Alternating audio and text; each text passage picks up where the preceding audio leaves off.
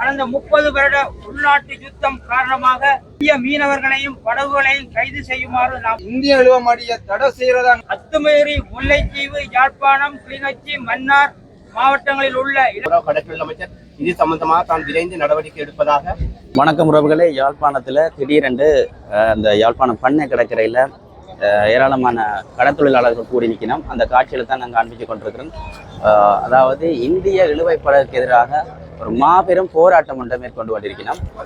தங்களுடைய பிரச்சனைகள், அதை மீன் வளம் குறைஞ்சி வர்றது அப்படியான பிரச்சனைகளை வச்சு ஒரு போராட்டம் ஒன்றை செய்து கொண்டிருக்கணும். இந்த இந்தியன் மடியான எங்களோட வளம், கடல் வளம் அல்லது எங்களோட வாழ்வாரம் அழிகிறது மட்டும் இல்லாமல் ஏனைய கஞ்சா ஏது போத வஸ்துக்கள் எல்லாம் உள்ள வாரத்துக்கும் எங்களோட இனம் அழிகிறதுக்குமான வாய்ப்புகளா இருக்கிறதாகவே நீங்க இந்திய இழுவமடியை தடை செய்யறதான ஒரு நோக்கமாக நாங்க வந்திருக்கிறோம். எங்களுக்கு பலதரப்பட்ட பிரச்சனைகள் எங்க மீனவர்களுக்கு இருந்த போதிலும் இந்த முறை நாங்க இந்தியன் இழுவமடியை மட்டும் நீங்க நிறுத்துங்க என்று கோரி அதிமேதகு ஜனாதிபதி அனுரகுமார திசாநாயக்கா, இலங்கை சோசியலிச குடியரசு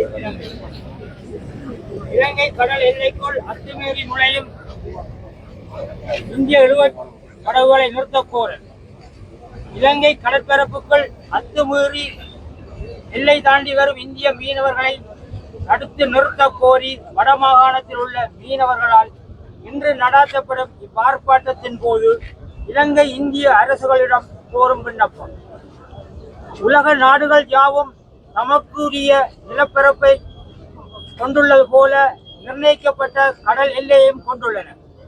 அதுபோலவே இலங்கையும் தனக்குரிய பிரத்யேக கடல் எல்லையை கொண்டுள்ளது. இது பொருளாதார முக்கிய வலயம் என அழைக்கப்படும். இப்பிரதேசமானது வடபகுதியில் சற்று ஒடுங்கியதாகவும் தெற்கில் அகன்றும் காணப்படுகின்றது. இலங்கையின் பொருளாதார முதுகெலும்பாக திகழும் மீன்பிடித்துறை பிரதானமாக இந்த கடலிலேயே நம்பியுள்ளது. வடக்கு கிழக்கு பகுதியை பொறுத்தவரை கடந்த 30 வருட உள்நாட்டு யுத்தம் காரணமாக பெருமளவான மீனவர்கள் குறிப்பிட்ட பகுதியில் பாரிய கட்டுப்பாடுகளுடன் தொழில் செய்ய அனுமதிக்கப்பட்டனர். 2009ஆம் ஆண்டு உள்நாட்டு யுத்தம் நிறைவடைந்த நிலையில் இக்கட்டுப்பாடுகள் தளர்த்தப்பட்டு படிப்படியாக புதிய தொழில்நுட்பங்கள் கூடிய மீன்பிடி முறைகள் முதலீடு செய்யக்கூடியதாக உள்ளது. இந்நிலையில் அத்துமீறி முல்லைத்தீவு, யாழ்ப்பாணம், கிளிநொச்சி, மன்னார் மாவட்டங்களில் உள்ள இலங்கை கடற்பரப்பினுள் நுழைந்து தொழிலில் ஈடுபடும் இந்திய மீன்பிடி படகுகளால் நமது மீனவர்களின் வலைகள், தொழில் உபகரணங்கள் பாதிக்கப்படுகின்றன.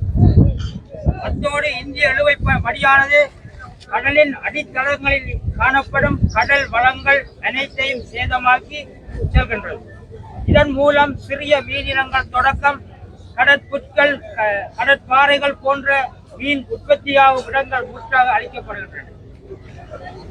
தற்செயலாகவோ அல்லது காலநிலை மாற்றங்கள் காரணமாகவோ எல்லை தாண்டி சில படகுகள் வந்தால் அதை ஏற்றுக்கொள்ளக்கூடிய ஒன்றாகும். ஆனால் நூற்றுக்கணக்கான படகுகள் நமது எல்லை தாண்டி உள்நுழைந்து எமது கரையை அண்மித்து கடற்தொழிலில் ஈடுபடுவதை ஏற்றுக்கொள்ள முடியாது என்பதோடு இதனை வன்மையாக கண்டிக்கிறோம். இவ்விடத்தில் கடந்த காலங்களில் பல படகுகள் கைது செய்யப்பட்டும் இச்செயற்பாடு ஒரு தீவிரமின்றி தொடர்ந்த வண்ணம் உள்ளது. இவ்விடயம் சார்பாக இலங்கை கடற்படை மேற்கொள்ளும் செயற்பாடுகளை நன்றியோடு பாராட்டும். இந்திய மீனவர்களையும் படகுகளையும் கைது செய்யுமாறு நாம் கோரவில்லை. அவர்களை எல்லை தாண்டி அத்துமீறி தொழிலில் ஈடுபட்டு எமது மீனவர்களுக்கு சேதம் விளைவிக்காமல் பாதுகாப்பதற்கு கூடுதலான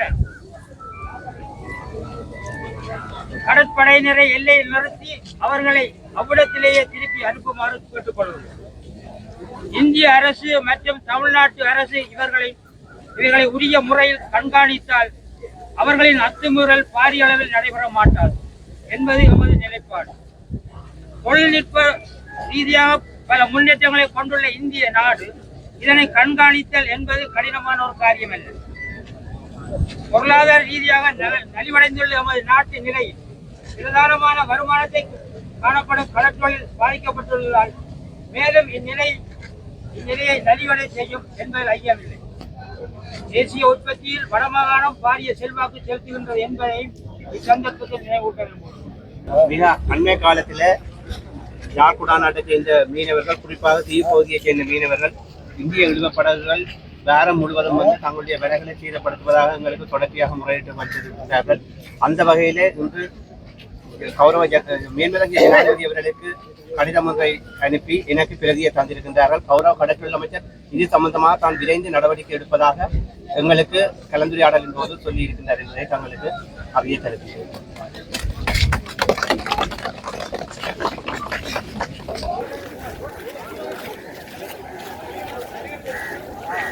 தலையில மூட்டை காட்டுங்க.